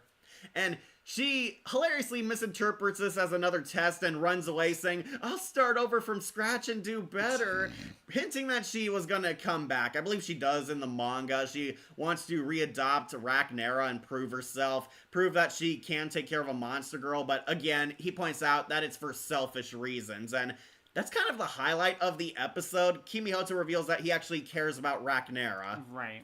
Yeah, he reveals that he sees her as a person. Now, he sees past her monster demeanor, while she sees Rhaenyra as something to basically fix. Yeah, or as like a mistake from the past to overwrite. Right. It is kind of heartwarming that she does forgive Rhaenyra for accidentally cutting her, but yeah, again, he points out it's for selfish reasons. You want to make yourself feel better. But yeah, she's also kind of a one-and-done character. She was gonna show up again, but we never got that second season. Never got that other OVA. I would say I find it funnier. She, like, goes Sachiko at one point, has, like, this black, shadowy look, and she's acting crazy. I'll do anything for Rhaenyra. I do enjoy Polt. We all do. Ki is also in the Hornet chapter, and she has a lot to say about a certain situation with Kimihoto and Centaurea. Oh, good. I bet she does. Why have other monster girls when you can have a cat girl? My sentiments exactly, Shadow, but some people want to experiment with different tastes. Why have other monster girls when you can have a human? I'm not against the character, it's just that it's pretty clear why they introduced her in the OVA in the first place, because she's a young Japanese schoolgirl. Because Japan isn't... Yeah, they kind of made her look like Sailor Moon, and yeah, they do give her sexy scenes when Sue, like, licks her. Of course, and even just her outfit, she's wearing her school uniform. Well, at least it's not like Cutie's Light. Yeah, it is. Yeah, thankfully. In Japan, the age of consent is wildly different, okay? Well, even their media tastes are different. There is a lot of high school sexual stuff down there. Believe it or not, Wolf, we actually don't get a full naked scene with her. She only gets down to her underwear. So they did show some restraint there. Not the first, nah. Honestly, I might put her on B or C. I could see B. Alright, I'll put her low B. Yeah, I'll put Ren onto B, because she had some funny moments, but that was really it. Another one-and-done character. She is a beta beast. Now finally on the Mon Squad, Wolf. We gotta start with the first one, Agent Smith. Yep. This is basically the liaison / mentor to Kimihoto, telling him, like, how to take care of the monster girls, telling him what the government does for him in exchange for helping these girls. I think she also helps with some of the paperwork. Yeah, sort of being an ally, but also hilariously incompetent. She also hates her job. She's very lazy. She pushes her work onto him as well. Right, and usually likes showing up to his house because she likes the coffee he makes. She's like totally into coffee. She's like this sexy Men in Black agent. She actually is competent at fighting and her job, but she's just really lazy. Yep. That's her running gag. The goofy leader. Yep, Agent Smith is so lazy. She bailed out on work to contaminate Kimi Hoto's virus, and then she fell asleep. She, like, just wanted to get out of work and fell asleep at his house. I kind of love this girl she, failure. She, like, dumped all the paperwork on the Mon Squad friends. They're, like, in the office asking where she is. And she ditched them. She totally ditched them. God. Yeah, she's kind of like a gender-bent version of Matrix Agent Smith. Right. But that's really kind of where the similarities end. Yeah, I think that's just all it is. I do like when she sees the monster girl suffering the full moon effect, and she runs in with a trank gun, and she accidentally shoots Kimi Hoto 3 times. Yeah, she's the goofy leader. This is honestly the greatest scene in the whole anime because it really shows how much he's come to terms with taking care of and very well loving the girls that live with him. Yeah, from the OVA. Yeah. Very nice ending, honestly. Where do you want to put Agent Smith? A. Really? She's enjoyable. Yeah, she's funny. She doesn't like work, but she's enjoyable and just fun. Under Marrow. Okay. Alright. Is that good enough? Yeah, I think so. Or do you want her higher? Honestly, I could put her higher. Okay, where do you want her? Above Marrow, at the very least. Above Marrow? Okay. Yeah, above Marrow, even with Kimi Hoto. Agent Smith is pretty funny. Yeah. What's your favorite moment with her, if you can remember? I can't remember. I just remember her vibe, really. I feel like she also teased him, or, like, one of them, and, like, saying that, like, oh, yeah, you could get through the paperwork easier by, like, just marrying him. Right. I think, because I'm pretty sure I really could pin a lot on her. She does tell the funniest joke in the original finale. After they barely bought groceries, she reveals, though, that, oh, actually the government can fund that. I forgot, yeah. He finds out all this time he didn't know that the government would reimburse you on food. He gets subsidies for it. And he, like, screams into Sue's boobs, like, drowns it out. I would too, honestly. He's, like, so pissed and screaming. Right after all that fucking work to get the groceries and struggling to do so. Yeah, struggling with money, struggling with bills, and actually we could have given you the money to do it. That would have pissed anyone off.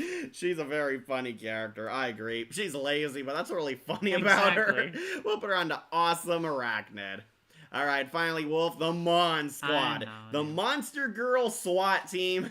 They are really cool. They actually get a very awesome debut episode. I love the intro for them where they're stopping the guy doing I think it's a robbery. Yeah, the orcs are robbing a manga shop and they want more orc romance novels. Incredible. Like, orc times maid, orc times alien, orc times princess. That's what their demands. Nice. It is, like, one of my favorite moments of the series, because it's also really cool. Oh, like, yeah. These are, like, full-on action girls. They actually fight. They're good at combat. They were selected to be a monster squad to deal with crimes related to monster people. Yep. See, there's, like, something in the laws that prevents humans and monsters from fighting each other. And these orcs kind of abuse that, taking humans hostage and threatening to kill them if they don't get their demands, knowing the human police can't do anything. Agent Smith recruits elite monster girl warriors to join her squad, the Mon Squad. Mon as in monster. Right. And basically, they're kind of like these Avengers-type superheroes. Well, not fully. They're like super They're cops. like Charlie's Angels. Right. Like Charlie's Angels. They're like super monster cops and lead this really epic assault on the orcs. It is like so cool. We have Zombina, she's the badass shooter. Tione, she's the muscle. Doppel, she's a shapeshifter, she's a spy. And Mono, who's a sniper. Yep, which is kind of weird given she only has one eye. She's the Cyclops, but that's the joke. Right. She's like the pro sniper. And they are pretty cool in this scene. They successfully defeat the orcs, break all their weapons, kill some of them, and take them hostage. I do love that Zombina just gets shot by them. Yeah, she like pretended to be a normal human. Zombina like is the only one who could pass for a human. Well, I mean, technically Doppel could as well if she just shapeshifted. Right, but she likes her sexy witch form. She's a doppelganger or something. Yep. Yeah, it is awesome. They infiltrate, they defeat the orc guy, and they reveal that they can totally hurt and kill him if they want because they're both monsters. There's no rule against monster-on-monster crime. And they appear frequently. Unfortunately, after their first appearance, they kind of turn into jokes, but I know it's a comedy. Like, all of them become a bodyguard for Kimi Hoto at one point, and they all epic fail. Like, Zombina gets crushed by the tree girl. Yeah. Tione's, like, playing with the dolphins instead of watching them. And Mono gets bullied by Lilith into crying. And their raid on Ragnaro's house goes horribly wrong because Tione trips and crushes the other girls. Incredible. incredible. And Mono Eye barely missed Ragnar retreating. Yeah, it's kind of sad that they became kind of clowns after that, but they all actually got some pretty good character and personality. Yeah. Special mention going to their second Spotlight episode where they all decide to finally end this mystery by going out on dates with Kimihoto themselves. Though Zombina is like very blunt, says, "Oh, well, actually it's our day off and we wanted to have fun with you." Nice. Yeah, they tell them they all want to go out with him, and to be fair, the other two actually do treat this like an actual cop scenario. They want to lure out the mysterious killer, and he dates each and every one of them, and 3 out of 4 of them fall for Kimihoto. I think Doppel's the only one who doesn't. Interesting. Yeah, Doppel's like the only one who doesn't develop feelings for him. She's a very funny character. My favorite scene of her messes us up with the Warthog Man, who thought he was so sure that she couldn't touch him because he was a monster. Yeah, then she, like, caps him. Mono seems like the most credible when it comes to crushing on Kimihoto. Oh, yeah, definitely. Because she's the sweet one. Hey, Zombina has some feelings for him. I know. Zombina's a tomboy, though, and I really love that. Yeah. Tione is a bit more vague. She has, like, a more small crush on him compared to the others, but she's, like, more of a party girl than the others. Doppel's, like, the only one who doesn't have feelings for him. Hilariously, Doppel is like posing as the killer to test them or something, and Mono tranks her at one point. Yeah, Doppel shows up, pretends she's the killer, and we find out she was actually trying to help Kimihoto decide who to marry faster through this scheme. Nah. Yeah, they're trying to like finally help resolve this ongoing issue, which still hasn't been resolved today. And never will. They all basically have a crush on Kimihoto, well, except for Doppel. Too, as they do refer to him as Mr. Boyfriend. Yeah, Tione says that. Tione calls him Mr. Boyfriend on their date. That's cute. So, Zombina and Mono actually do develop feelings for him. Okay. Alright, so let's knock them off one by one. Who should we do first? I think Zombina. Alright. I just really enjoy her. I want to put her on the S tier. Yeah, I think she's cool. Do that. Zombina, the tomboy zombie. She is going on to Stupendous. I'll put her under Centaurea. Okay. Above Ragnar. I'm honestly surprised you're putting her above Ragnar. Yeah, I like her. She's cool. No, yes, I know that. I also think she's very cool. I love sexy tomboy. Exactly. Yeah. I love tomboys. I love Mordred. Yeah. Zombina is very much the loudmouth tomboy. She loves guns. She loves fighting. She's good at action. She can take a lot of bullets too, because she's a zombie. Zombina is a zombie, but a different type of zombie than the ones we have here in the West. She's more so like a Frankenstein monster zombie. She's a lot more lively than most. Yeah, well, you can also see the stitches on her face. Stitches on her. I like that she has the different colored eyes. Yeah, that was a really cool design. She goes on a fake date with Kimihoto, and she does actually develop feelings for him. Like, she constantly loses her body parts because the stitching has suffered a lot of wear and tear. Yeah. I believe it's because she's involved in a lot of action, and definitely. she does not lighten up. Yeah, she, like, loses her hand, and on their date, she tricks Kimihoto into re-sewing on her boob. She, like, wanted to get a rise out of him. She's that type of girl. She, like, pretends her boob came undone, and he's forced to, like, hold it. I like that moment. That was really nice. But, yeah, she actually, like, feels things for him, because he doesn't see her as a monster. He sees her as a person. Right. He treats her like a regular girl, and that's why a lot of the monster girls all love him. Yeah. He, like, treats them like they're normal. And love her action sequences. She likes guns. She, like, offered to saw off Mono's gun to make a shotgun. Nice. Yeah, I think she's awesome. I'm gonna put her on Stupendous. What's your favorite moment with her? When she gets shot and comes back up from it. Right. Because originally you really do think that, oh yeah, she's just dead and the squad is awful. Right. No, but she pretended she was a human, rose back up, and completely machine gunned all those orcs. Really cool. She's cool. I do like her. Female Deadpool, zombie, Giraru Oni, and the shy Cyclops, and the tricky doppelganger. The Mon Squad. Yeah. Yeah, they all basically have a crush on Kimihoto. Imagine if the manga ends with him marrying all the girls. In this day and age, that wouldn't surprise me. Yeah, it's open marriage now, so you can marry 10 girls. Yeah. Doppel and Kimihoto do get their date in the manga. Okay, but of course it had a very funny ending, with Doppel not liking him as much as she did in the anime. Nice.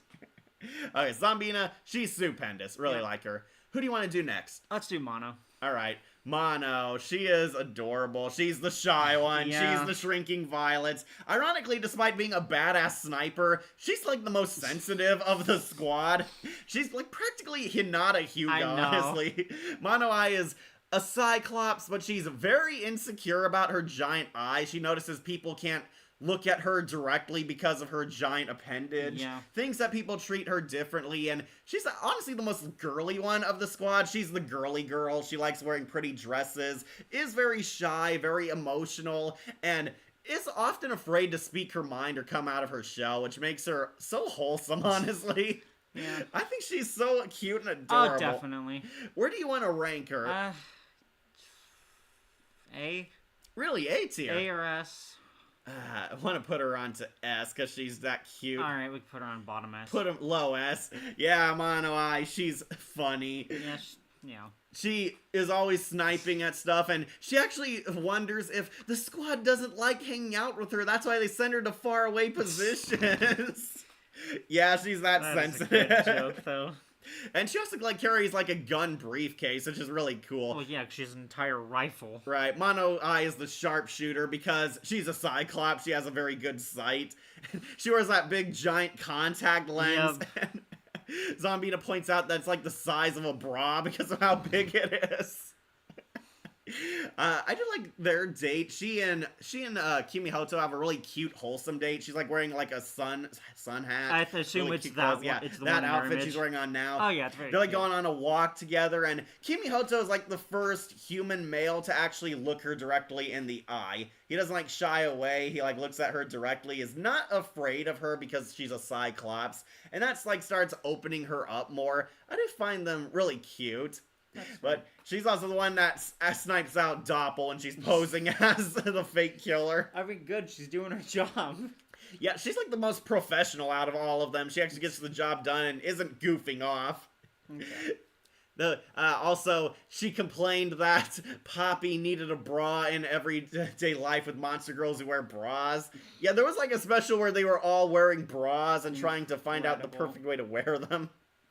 Find their fashion sense. She's very sensitive about her little girl body too. Oh, because she's flat. Gotcha. Yeah, she's the flat one. Any other joke? She looks like Pappy almost, even though she's also a grown woman. Right. I think she's adorable. We'll put her on to S tier.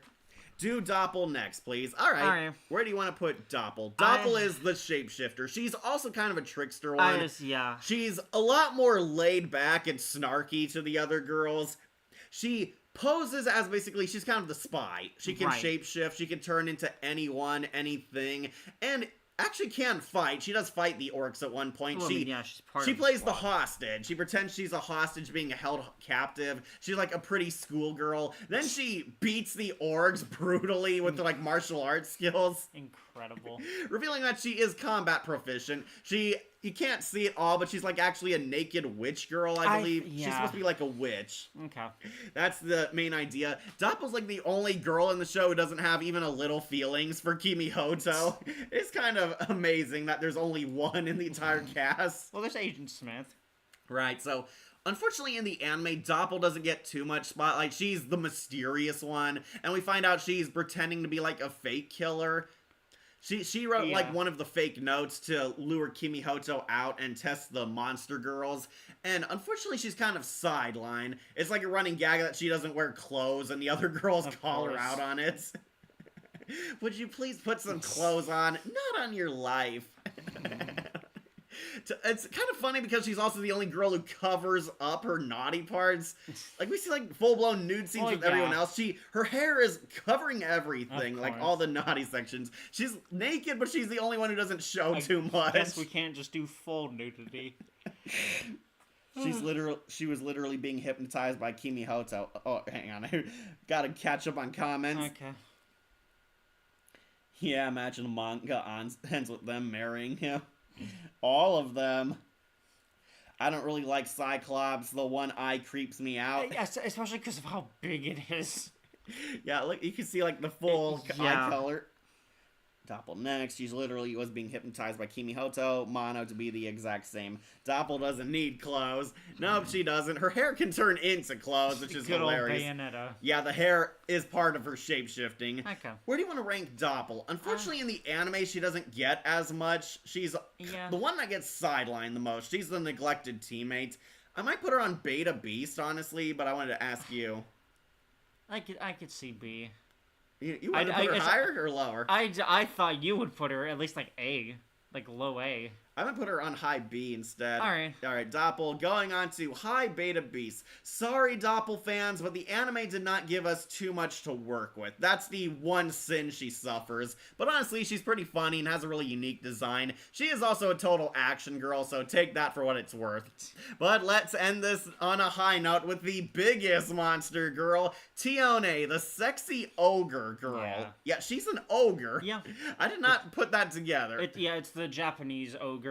Where she's like a giant woman with a horn. Yep, yeah, that's how, it's Japanese Oni and demons. Okay. They're very interesting. Tiana's like the buff muscle of the team. She's the strong one. She's the muscle. She like breaks down the wall, crushes the orcs. She actually saves the hostages too. And we see her like take off her Samus Aran helmet, showing that she's a sexy girl under there. Okay. Oh, I'm a girl, by the way. Tiana is the Valley girl. I believe in the English dub, she's kind of a ditz in the Japanese version. Okay. She does kind of have a personality shift. In the manga / the Japanese show, she's more so a ditz. She's kind of like the dumb girl, but in the English dub, she's more so a Valley girl. She like says totally. She likes clothes. Interesting change. She acts kind of a lot more girly girl in the English dub, though I kind of like her. Like, yeah, she is also very pretty. Like Centaurea, she has the huge boobs and has a lot of jokes revolving around that. Though she also has the bonus of having a big butt. Normal clothes don't fit her, and on her date, she actually bonds with Kimihoto because he's actually mastered some sewing skills to adapt clothes to fit the monster girls, and this actually impresses her. Okay. Yeah, it's like the skirt gets like caught on her and they need help taking it off, and Kimihoto accidentally takes off her entire underwear too with it. God. Tio is a muscle mommy. Yeah, but a pretty hot one. Okay, Oni, like you said. Yep. In 2027, I'm going to start releasing my own Monster Girl harem novel. Wish you the best of luck, Shadow. I was pretty surprised when I found out that she was an ogre, too. Yeah, me too. I didn't think she was an ogre. I honestly thought she was like a giant or something. Yeah. Like just regular giant, half giant, or like a horned imp, because her one monster part is her horn. Exactly. Yeah. And the fact that she's like 10 feet tall. It's because when you think of ogre, you think of Shrek. Yeah, I do think of that. I really like Tio. She is also adorable. She's the gentle giant. She often doesn't know her own strength. When she's bodyguarding Kimihoto and Mia, she accidentally like adopts a dolphin and takes it out of its cage with her, and the SeaWorld attendant is telling her, "Ma'am, you need to return the zoo exhibit back to its cage," and she's like ignoring her. Incredible. Thankfully she didn't kill the dolphin. She did return it and got like a giant dolphin plushie. Aww. She's like holding it at the end of the episode. Hell yeah. I find her like so wholesome, really likable. She is really cool. I want to put her onto S tier, but what about you, Wolf? I'm impressed with that ranking. Yeah, I think she's so adorable too. Once again, in the manga, gets a lot more character. Pretty much most of the girls who got sidelined get more. Of course. Like, Zombina actually tries to go on a second date with Kimihoto in the manga. Oh, wow. And, yeah, Tio actually does develop a lot more personality, starts, like, standing up for herself. Zombina and Doppel often mock her because she's the fat girl of the team. Of course. Yeah, she and Mono, I have like the more cutesy girly girl friendship going on. Okay. And hilariously, she always trips and falls on top of her teammates, crushing them half to death. I want to put her on to S tier. Really like her. We can put her on S. I'm gonna put her above Mono, but under Spider-Woman. Arachne, alright. Yeah, Tio is great. She is stupendous. No one is on C list. Yeah, shockingly not, because the anime was pretty good. Yeah, I love Tio Shadow. She is awesome. Yeah, surprisingly, no one made it on C list. Maybe if the show lasted longer, but yeah, we did it. We completed the tier list. We'll go over it one last time for any of you late birds showing up, or for those of you who skip click all the way to the end. Wolf, any final thoughts? go watch it if you're above 18 or around the age, I guess. Be prepared, though, because the scenes can be very lewd. And but it's funny. I know. It is so funny. Also, the dub I don't think is that bad, so you're fine going dub or sub on this one, I think. I think the dub was pretty good, especially Wendy is Pappy. And Lily is Lilith. Yeah. Your favorite girl. Best girl, you mean? She gets dominated. Alright, we'll go over it one last time. Only one in Rock Bottom bad. That's Drago, because Drago's a rapist.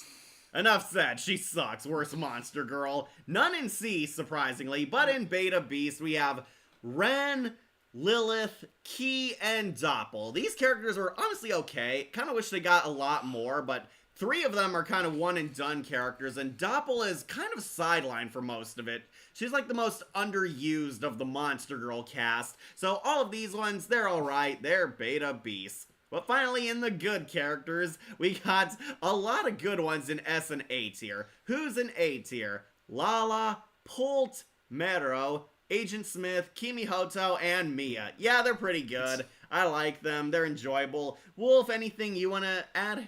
Not really. Not really. I think for A-Rank, I think you've spelled it out. Yeah, these ones are pretty good. Had a lot of highlights. Not my definitive favorite characters, but I will not disagree if they're yours. They are definitely awesome. But who made the top tier, S tier? Most of the Mon Squad is up here. Mono, Tio, Zombina. We like the Mon Squad. They are cool and kick-ass. Their intro really helped them, I think. And they had, these 3 had the most personality of the team, like Definitely. Zombina's tomboy antics, Mono's being the shy one, Tio being the ditzy valley girl one. Yep. All pretty unique Monster Girl personas that made them stand out. But the top 4 of the primary Monster Girls, Ragnera, Centaurea, Pappy, and number 1 is Sue. Sorry, did you want someone else up there? No, I think that's fine. I think Sue is stupendous. Sue is like the best girl. Pappy is hilarious. Centaurea is very well developed. I do like her personality and her story arc. And Ragnera, her softening up story is very wholesome. All these 4 are definitely the top Monster Girls, but number 1 has to go to Sue because she is stupendous. Now, how old was I in 2014? When were you born? Pirating was a thing even back in 2014. It was a thing back before 2014. It's been a thing for a while. There's a reason why it's called pirating. Too late for me. Only one bad monster, Drago. Drago's a rapist. Yeah. Like enough said. Worst monster girl. Number 1 is Sue. Take one last snapshot if you can't see it all. We ranked all the girls from the anime only, and as you can see, a lot of positive things to say about them. Monster Girls was a really great show, and honestly, I highly recommend it. It is cool, it is funny, and yeah, a lot of waifu material for those of you who like some supernatural girls. And it's only 12 episodes long with a couple OVAs. Like 2 OVAs, some shorts. There were shorts too, but they're like snippets of 30 seconds. Right. They're like funny additional stuff. Not really too much character there, but funny moments with your monster girls. Yeah. Yeah, it's a good show. Go check it out. And as you can see, there are a lot more good than bad characters. It is definitely worth a monster exploration. Alright, so let's wrap up. Wolf, any new videos you want to plug? Not yet. Not yet. I've got some on the brain. One specific for November because that is my birth month and I have to do something special for that. You don't have to. I mean, yeah, I don't have to, but I want to. I have a short that I scripted before, but got pushed back in favor of the Goosebumps to get that out by Halloween. I hope you enjoy that one as well. Yeah. Me, thinking about what I want to do, I'm thinking about, like, either getting back into the Twilight Zone or Tales from the Dark Side. I have, like, those 2 on the mind. If you're curious what our next tier list is, I want to do, like, a Mass Effect one for N7 Day. Wolf, would you consider joining me on that? For, maybe. N7 Day, ranking some Mass Effect characters. I'm not sure if I want to do, like, all the characters or the squad mates. Right. Like, I already did the romances back in February, so I figured, you know, why not talk about the actual characters themselves? I might join for that. Really? Yeah. Alright, so... I enjoyed Mass Effect 2. Yeah, I do. And all 1 and 3. What about Andromeda? God. More like Blandromeda. Oh, yeah. So next tier list, most likely Mass Effect ones for that special day. So thank you all for joining us. I think we should start wrapping up now. Yeah. Take one last snapshot. Hope to see you guys on the next one, and we wish you a happy Halloween. Remember to like, comment, share, and subscribe, or just tune in for more videos posted here on Wolf Entertainment. I'm your host, Catastrophe. And I'm Wolf. And we'll see you all later. Bye-bye. Happy Halloween, monsters.